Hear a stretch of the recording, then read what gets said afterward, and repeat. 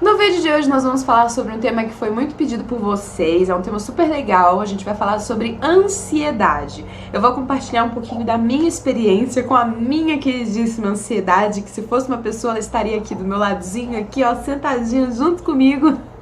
Claro que eu tô rindo, eu tô falando disso de uma forma muito alegre, porque a gente vai falar sobre algo que tem a ver com psicologia e eu sou apaixonada.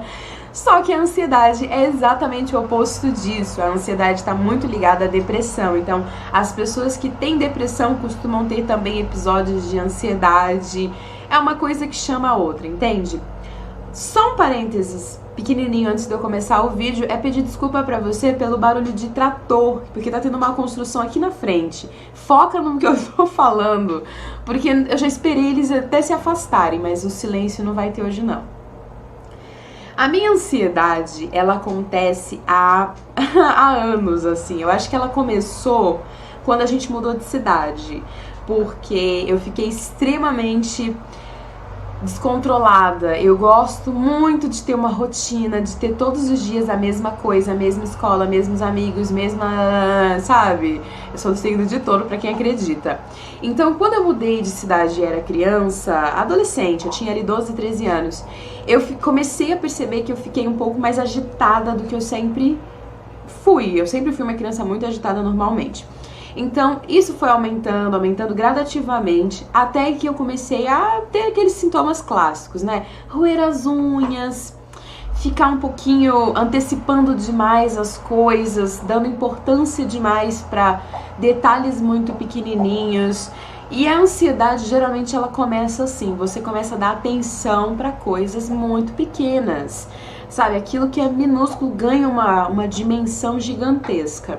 Com o passar dos anos, ela foi piorando ao nível de não ter, ninguém precisa falar mais nada, já tá só na sua cabeça. E a minha ansiedade, ela é extremamente severa, quando ela fica terrível. Eu não sei por que ela fica, às vezes, mais terrível do que o normal. Geralmente é quando alguma mudança grande acontece na minha vida, mas às vezes não tá acontecendo nada e eu tô super ali ansiosa, louca, entende? Vou dar um exemplo, terminando faculdade eu senti que eu fiquei extremamente ansiosa, mudando de cidade vindo pra Brasília eu fiquei muito ansiosa, fim de relacionamento, muito ansiosa.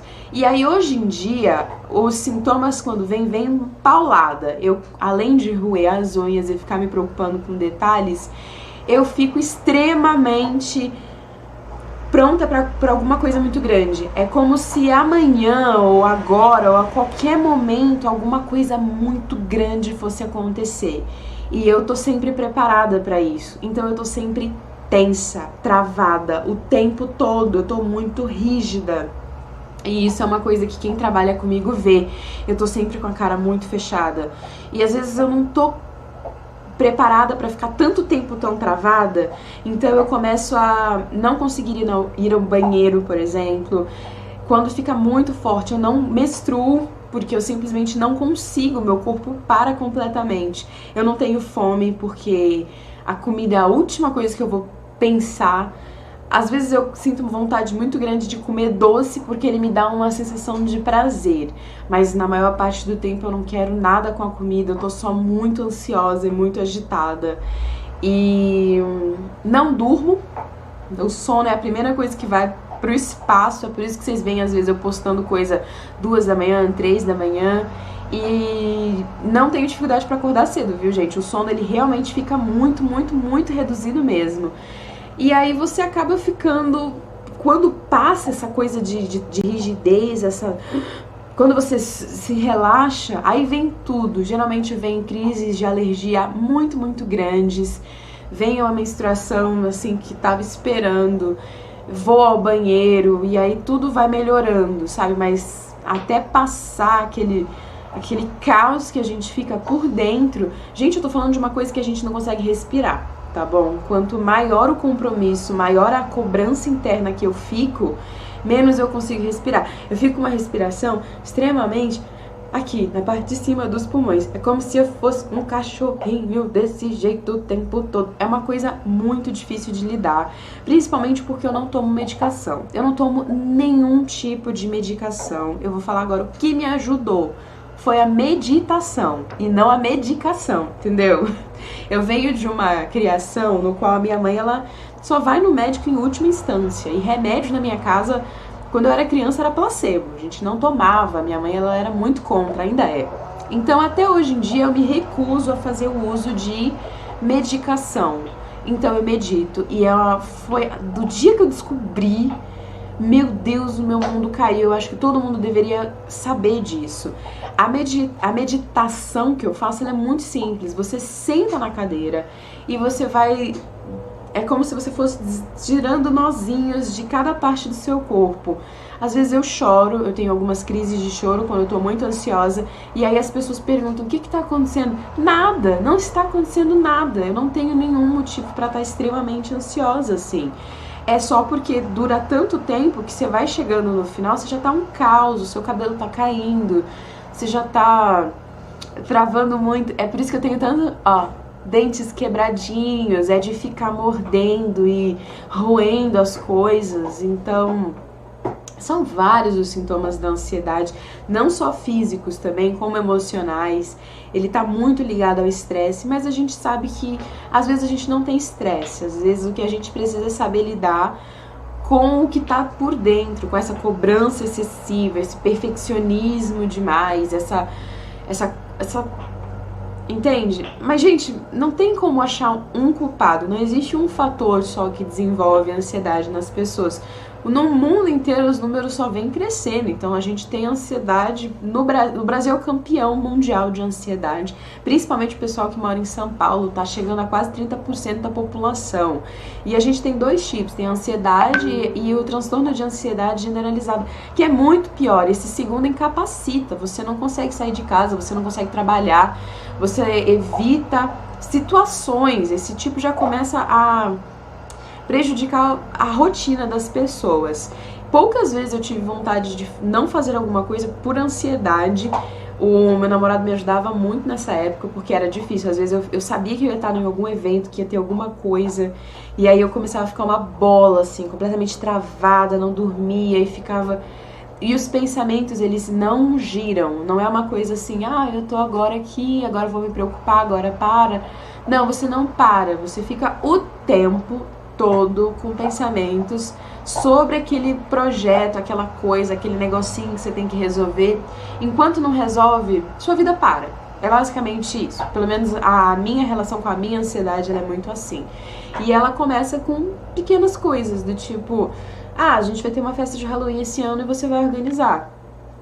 Eu já começo, por exemplo, agora em julho, eu já estou ansiosa, já estou pensando, eu já começo a roer as unhas, eu já começo... E, gente, quando eu falo roer a unha, eu não tô falando de uma coisa assim, eu roí. Eu roo a um nível que quebra os dentes, que tira pedaço, sangra. A minha dentista uma vez virou pra mim e falou assim, Day, você tá roendo a mucosa interna da sua boca e tá sangrando e você tá com pequenas feridas muito grandes na sua boca. Você precisa começar a parar com isso, porque pode desenvolver um problema muito mais sério, bactérias. Eu já tive bactérias no estômago, porque você fica com aquele suco gástrico remoendo, porque você não tá almoçando, aí você tem fome, mas você... O seu estômago é o primeiro que eu acho que sofre, assim, com a ansiedade, porque, coitado, ele é muito sensível e você tem uma produção de suco gástrico muito grande, corroendo ali as paredes. Então, refluxo acaba acontecendo, que é essa maldade que a gente faz com o nosso estômago. Então, o que eu fiz foi meditar. Pra mim, não teve melhor remédio, é a melhor coisa que eu faço pra mim. Quando às vezes eu tô muito tensa e eu não consigo dormir, eu faço um relaxamento na cadeira, no qual eu sento e aí eu vou pressionando cada parte do meu corpo. Eu aperto assim a mão com muita força e solto. Enquanto eu não vejo que eu cansei, eu não paro. E eu faço a mesma coisa com a outra mão, com a cabeça, com o tronco, com a perna, eu contraio por muito tempo e depois eu solto essa musculatura. Isso me ajuda a me cansar. E quando eu sinto que eu tô cansada fisicamente, eu consigo dormir, eu consigo descansar e aí sim eu acordo melhor no outro dia. E a segunda coisa que me ajuda muito a controlar a ansiedade é falar. Se você tem alguma coisa te incomodando, fale, faça esquemas, faça agendinhas, faça pomodores, sabe? Faça alguma coisa na sua programação que você tenha cronogramas. Se eu preciso de uma rotina, quando alguma coisa abala a minha vida, eu preciso da minha rotina de volta. Então eu crio uma rotina, acordar tal hora. E ela precisa funcionar inclusive no domingo, porque senão eu fico muito desestabilizada.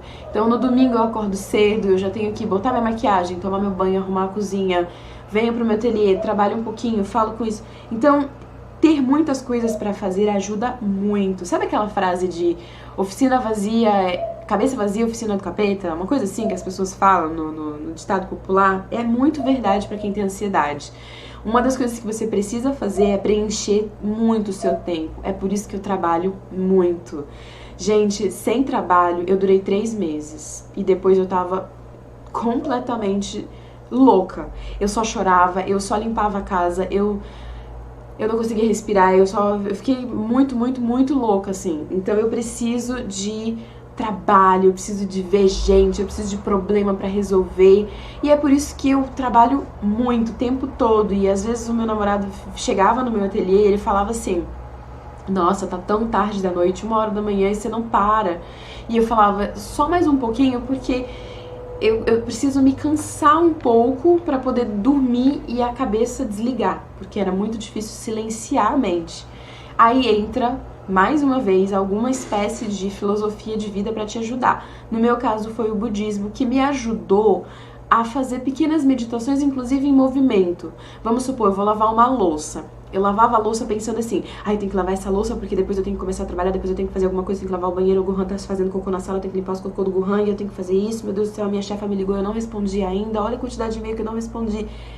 Eu nem lavava a louça direito, nem fazia nenhuma das outras atividades. Então eu comecei a fazer o contrário. Se eu vou lavar a louça, primeiro você começa controlando a sua respiração. Então você respira muito fundo, você põe uma música e você começa, olha a textura da água, olha que delícia. Ai, agora tá fria, agora tá ficando quente, olha. Isso é bobagem, assim, parece bobagem, mas isso é muito bom, gente. Aí você põe o sabão na esponja, aí você brinca, aí você lava a louça. Não tô falando de uma coisa que demora, eu tô falando de uma coisa que você está pensando no que você tá fazendo. Então eu ia comer, às vezes eu engolia a coisa quase inteira. Pronto, já almocei. Agora você mastiga, você sente, você vai aprender a cozinhar, e você sente o sabor. E você parar pra olhar uma árvore, parar um pouquinho. Eu acho que a chave pra gente controlar a nossa ansiedade é parar. Porque geralmente quem tem ansiedade como a minha não consegue desligar. Falta a chavinha pra menos, assim, parece que tá sempre no muito. Entende? Eu conseguia trabalhar 12 horas por dia, ir pra academia, chegar em casa, ouvir música até 1h da manhã e não consigo descansar, entende? Hoje em dia ela tá super mais tranquila. Eu até fiquei muito preocupada no fim do meu namoro, porque eu falei, meu Deus, como é que eu vou fazer agora? Agora eu vou despirocar total.